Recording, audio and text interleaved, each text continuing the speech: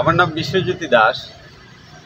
রংপুর শিমুলতলা নেতাজি নগরের এতদ অঞ্চলের মানুষ যারা আছে, যারা এই ভিকটিম অবস্থায় আছে, আজকে বিগত বেশ কয়েক বছর যাবতীয় বা ভেঙে ভেঙে যাচ্ছে। ঠিকই আছে, আমার এক বোন বলেছে যে আমরা এখানে 400-500 পরিবার ছিলাম। অনেক পরিবারই চলে গেছে এই অঞ্চল থেকে। কারণ নদী ভাঙনের ফলে তারা বিটামাটি হারিয়ে তারা অন্যত্র চলে গেছে, কেউ ভাড়া থাকে বা ইয়ে থাকে। এখন মুদ্রা কথা হচ্ছে যে আমাদের এমএলএ সাহেব কয়েকবার এখান থেকে লোক গিয়েছে, তার কাছে পিটিশন দিয়েছে, দরখাস্ত দিয়েছে, হবে হবে বলল।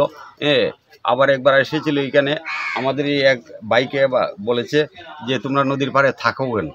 এই কারণে আমরা আজকে যাচাই বাছাই করে দেখলাম যে এইখানে থাকে খাস জায়গার মধ্যে নয়, সেটা জায়গা টোটালি পাট্টা। এখানে সবারই পাট্টা দলিল আছে, নিশ্চয়ই আপনাকে দেখানো হয়েছে।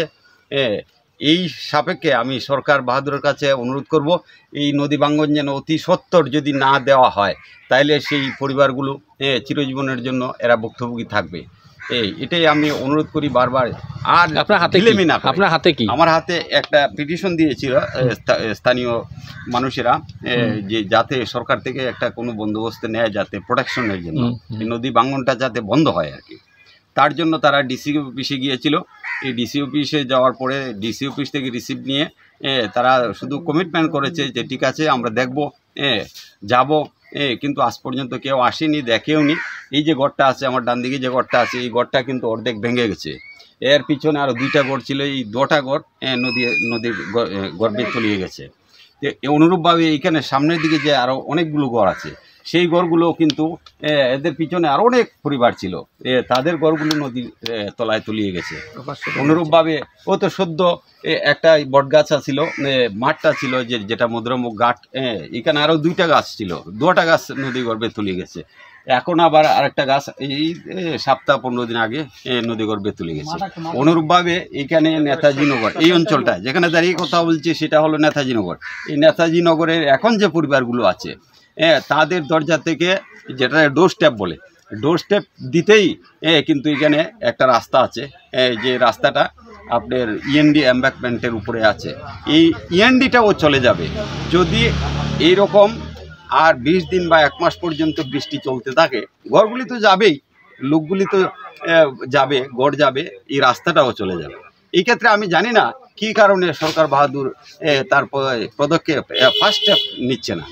এটা আমি সরকারের কাছে অনুরোধ রাখবো যে অতি সত্বর যেন এটা একটা প্রোটেকশনের বন্দোবস্ত করে, নতুবা এই বরাক নদীতে তলিয়ে যাবে, শুধু গড় যাবে না, মানুষ যাবে না, রাস্তাটাও চলে, সরকারি রাস্তাটাও চলে, ইএনডি এম্বাঙ্কমেন্ট যেটা আছে এটাও নদী গর্ভে চলে যাবে। এই আমার আবেদন আমার এই এতদ অঞ্চলের মানুষের পক্ষ থেকে, নেতাজি নগরের মানুষের। আর এই যে ভাইটাকে বলেছিল যে তোমরা নদী গর্ভে নদীর তীরে থাকো কেন, সেটা পরিপ্রেক্ষিতে এমএলএ বলেছিল। এমএলএ একদিন আসছিল এখানে, তারা জিজ্ঞেস করলো যে এই অবস্থা আমাদের, দেখুন কি অবস্থা আছে। তখন উনি বললেন তোমরা নদীর পাড়ে থাকো কোনে।